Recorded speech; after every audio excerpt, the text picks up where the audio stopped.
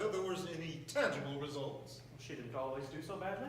Why, on one occasion, when we were all sitting around in the pitch dark, with my mother groping her way through the chandelier at the piano, my aunt suddenly let out a shrill scream and said she saw a small black dog by my chair. When someone flipped on the lights, sure enough, there it was. Well, How extraordinary. Obviously, a stray had been let in off the street, but I must say, I took my hat off to my auntie for producing it, or rather for utilizing it. Even my mother was a bit shaken. Well, what happened to it? Why, it lived with us for years. I really hope Senor Arcadi does not produce any livestock. We have very little room in this house. oh yes. Oh, I wonder, does he tell fortunes? I love having my fortune told. I expect so. I remember I was once told that I was surrounded by lilies and a golden seven, and it worried me for days.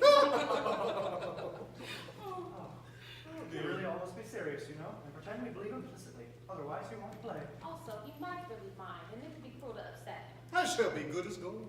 Have you ever attended to him, Doctor? Professionally, that is. Oh, yes.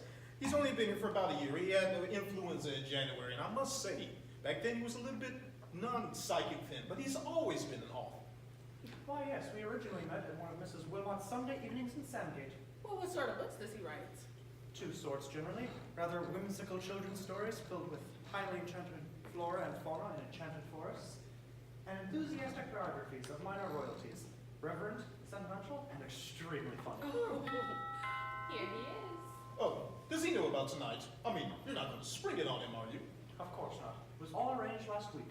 I told him how profoundly interested I was in anything to do with the occult, and he blossomed like a rose. Nice. I am really quite nervous, as though I were going to give a speech or something. Read it for me, will you, darling? Must mind the spill. A little clumsy myself. Oh, not at all. This is delicious.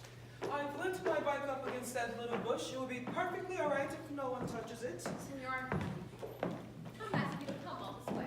I'm afraid I'm rather late, but I had a sudden presentiment that I was going to have a puncture. So I went to go fetch my pump. And of course, I didn't have a puncture at all. Perhaps he will on the way home.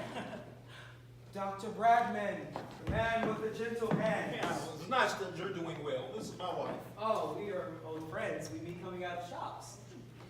Care for a cocktail?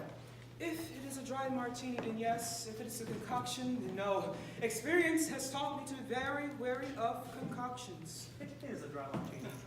How wonderful. It was wonderful cycling through the woods this evening. I was deafened with birdsong. It really has been lovely all day. Times the evening mark my words.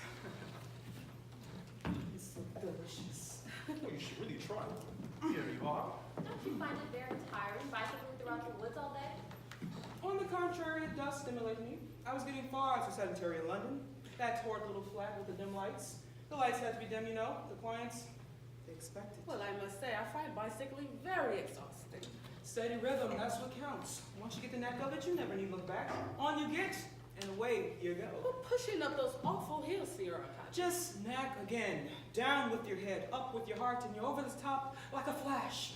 Skimmering down the other side like a dragonfly. Wow. This is the best dry martini I've had in years. Care for another? Certainly. You're a clever man, Dr. Bradley. And Mr. Conline. It takes a true artist to make a dry martini that is dry enough. Are you writing anything nowadays, Senor Arcadi? Every day, regular clockwork, 7 to 1. What sort of books are those? I am writing children's books. Now, I have to have it finished by the end of October to catch the Christmas sales. Now, it's mostly about small animals, but the hero is a moss beetle. I had to give up my memoir of Princess Palatine.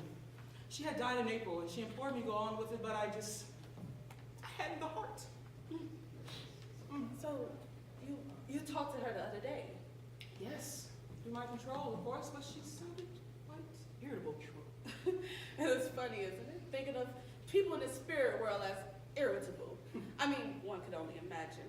Can one? We have no reliable guarantee that the afterlife will be any less exasperating than this one has.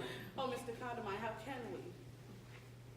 I expect it's dreadfully ignorant of me not to know, but who was Princess Palatine? Who's Princess Palatine? She was originally a Jewess from Odessa, white, remarkable beauty. It was an accepted fact that people would stand on the seats in the railway station She was a keen traveler. Yes, in her earlier days, she had met a Mr. Clark and shortly afterwards settled down. How did she become Princess Palatine? Oh, that was years later. Mr. Clark had passed, left her penniless with 2 strapping girls. How unpleasant. And so there was nothing to it but for her to go to the adventure. And she went back to Białystok. What an extraordinary place to go. Not really. She was always quite emotionally erratic. What happened to the girls? She neither saw them nor spoke to them for 23 years. Wow, how extraordinary. Once again, she was very emotionally erratic. Dinner is served, ma'am. Thank you, Edith. Shall we? No red meats, I hope. Don't. There's meat. I don't think it'll be very red. Would you rather have an egg or something? No. I make it a rule not to eat red meat before I work. It sometimes has an odd effect. Well, what sort of effect? Nothing of the least importance, but if it isn't too red, it shouldn't matter at all. Anyhow, guys, we'll risk it.